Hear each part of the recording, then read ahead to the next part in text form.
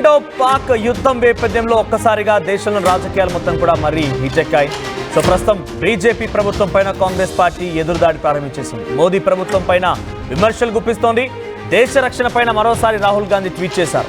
విదేశాంగ మంత్రి జైశంకర్ టార్గెట్ గా ప్రశ్న వర్షం కురిపించారు. ఆయన పాక్ దాడిలో మనం ఎన్ని ఫైటర్ జెట్లు కోల్పోయామంటూ క్వశ్చన్ చేశారు. జైశంకర్ నా ప్రశ్నకు సమాధానం చెప్పాలంటే కూడా రాహుల్ గాంధీ అడిగారు.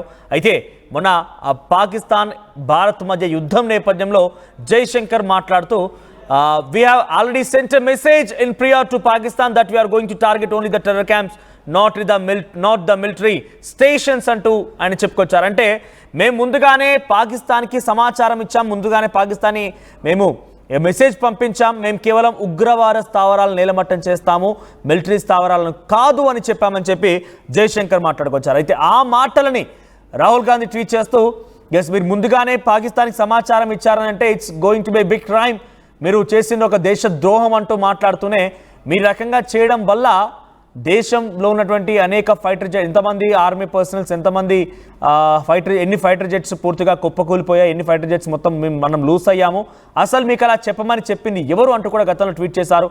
మళ్ళీ ఆ ట్వీట్ని రాహుల్ గాంధీ మళ్ళీ అదే ఉద్దేశంతో మరొక ట్వీట్ చేశారు. అయితే జైశంకర్ సమాధానం చెప్పాలి, దాడి సమాచారం ముందుగా పాక్కు చెప్పడం తప్పిదం కాదు, నేరం, అది కేవలం ఒక తప్పిదం కాదు, ఒక నేరం కూడా అంటూ బిగ్ క్రైమ్ అంటూ కూడా రాహుల్ గాంధీ చెప్తున్నారు.